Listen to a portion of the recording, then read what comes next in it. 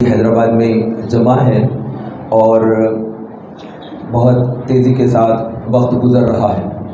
پچھلے سال جو ہمارے ساتھ لوگ تھے، اب ان میں سے کچھ لوگ چھوٹ گئے ہیں جن کی قبروں پر جا کر ہم آئے ہیں۔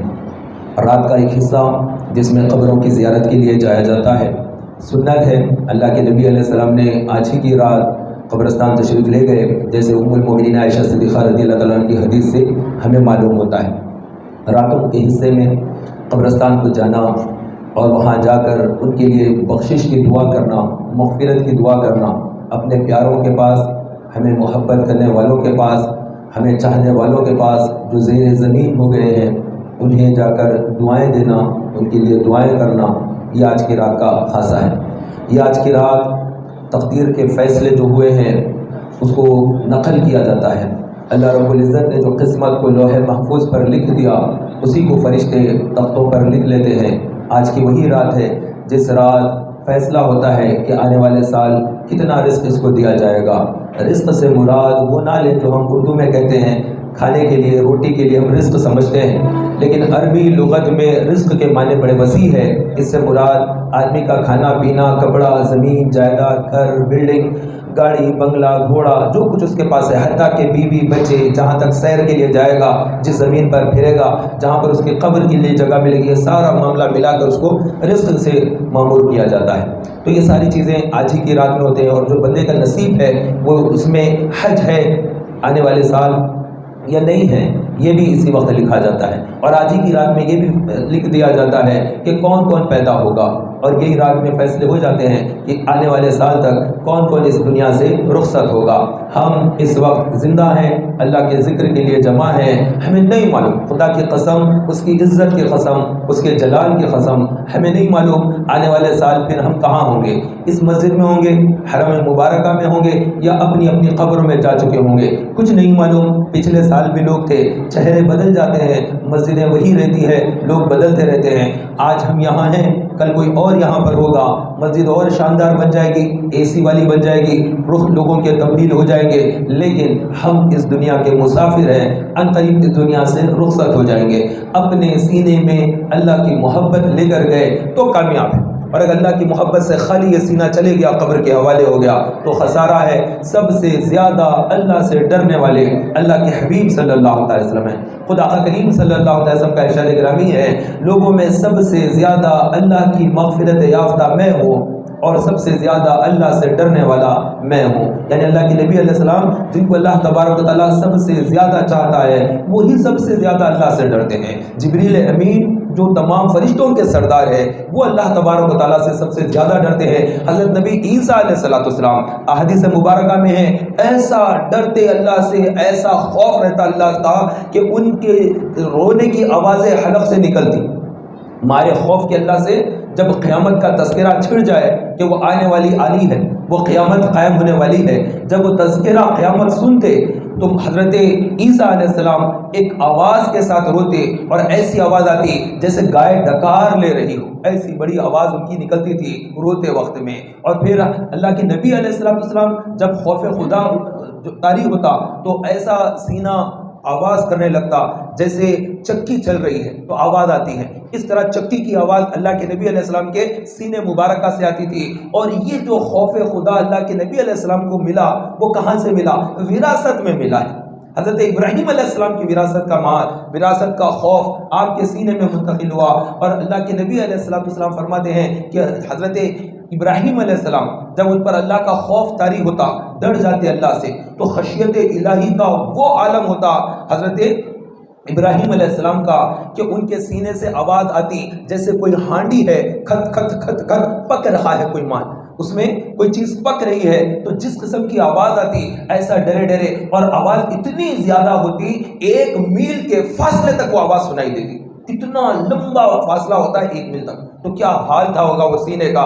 حضرت ابراہیم علیہ السلام بہت زیادہ اللہ سے ڈرنے والے، اور اللہ تبارک و تعالیٰ سے ڈرنا بھی چاہیے۔ اللہ کے نبی علیہ السلام نے ارشاد فرمایا، مجھے سورہ ہود اور اس کی بہنوں نے بوڑھا کر دیا، یعنی سورہ کبرت جو جس کے اندر قیامت کا تذکرہ ہوتا ہے، سورہ واقعہ جس کے اندر قیامت کے منظر کشی ہوتی ہے کہ وہ کیسے قائم ہوگی، کیسا زمین پھٹ جائے گی، کیسا آسمان گر جائے گا، کیسے پہاڑ چلائے جائیں گے، کیسے آگ لگا دی جائے گی سمندروں کے اندر، وہ جو منظر ہے وہ منظر نے اللہ کے نبی علیہ السلام نے فرمایا کہ مجھے ان سوروں نے بوڑھا کر دیا. یہ اللہ کے نبی علیہ السلام فرماتے ہیں.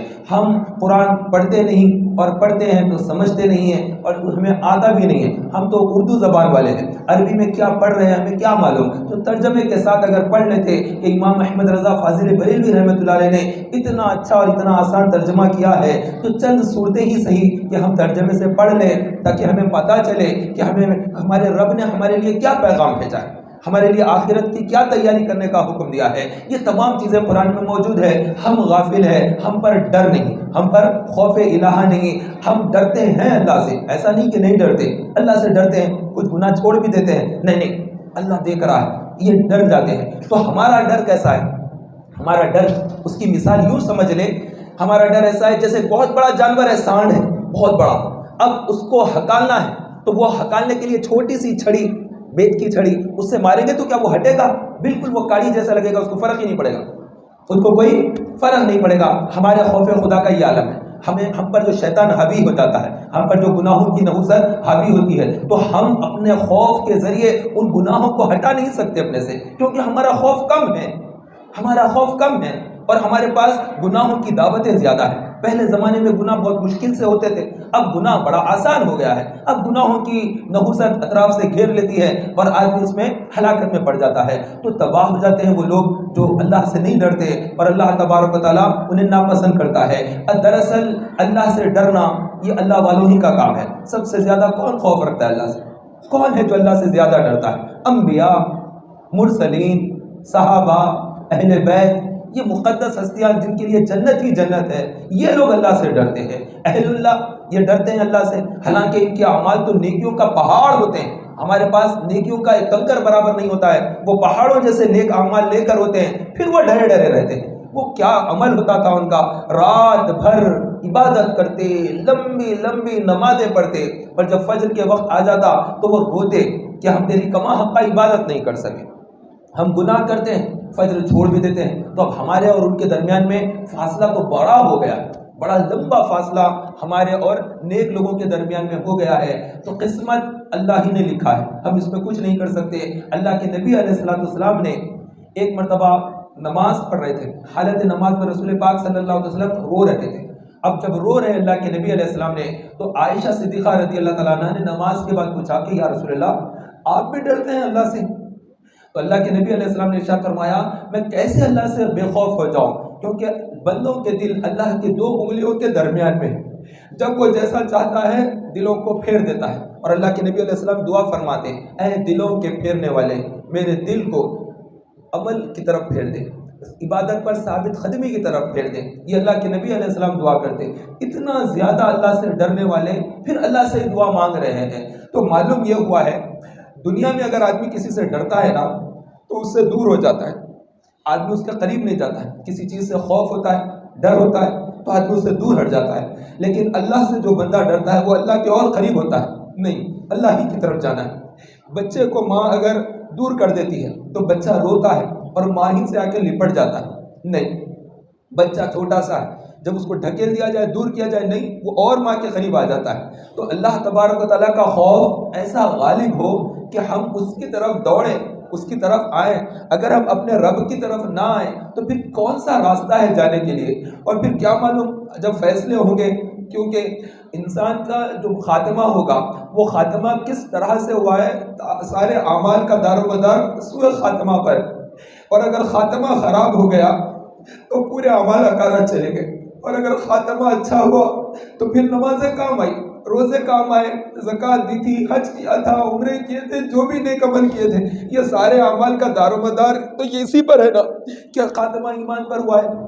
اور اگر اللہ نہ کرے ایمان نہیں ملا، نصیب نہیں ہوا، تو یہ ڈھیر سارے اعمال، یہ مسجدوں میں آنا، 10 دن اعتکاف کرنا، بہت زیادہ قرآن پڑھنا، نعت پڑھنا، اللہ کا ذکر کرنا، صدقہ کرنا، عمرے کرنا، ارے ہمارے ڈھیر سارے اعمال ہیں نیکیوں کا انبار ہے، لیکن یہ سارے اعمال تو اسی وقت دیکھے جائیں گے جبکہ ایمان پر خاتمہ ہوا ہے۔ کیا نہیں دیکھتے کتنے بڑے بڑے کافر مشرور ہوتے ہیں، وہ تو غریبوں میں گھر بانٹ دیتے ہیں، بیمار ہو گیا تو 5 لاکھ 10 لاکھ کا اس کا علاج کرا دیں گے، اتنا پیسہ خرچ کر دیں گے، زمین دے دیں گے، لوگوں کے غریبوں کے شادیاں کریں گے، ڈھیر سارے عمل مشرکین کراتے ہیں، اچھے عمل کرواتے ہیں، کرتے ہیں، لیکن جب وہ مر جائیں تو پھر ان کے لیے کچھ جنت تو رہے گی نہیں، کیونکہ جنت تو نیکوکاروں کے لیے، ایمان والوں کے لیے ہے۔ تو اصل چیز ہمارے سینے میں ایمان کا ہونا ہے، اور یہ ایمان اگر دل سے جدا ہو گیا تو پھر کوئی چیز کام آنے والی نہیں ہے۔ تو ایمان کی حفاظت یہ سب سے بڑی بات ہے، ایمان قائم رہنا۔ اور ایمان کس چیز سے چلے جاتا ہے؟ تو ایمان تکبر کی وجہ سے جاتا ہے، گھمنڈ کی وجہ سے جاتا ہے،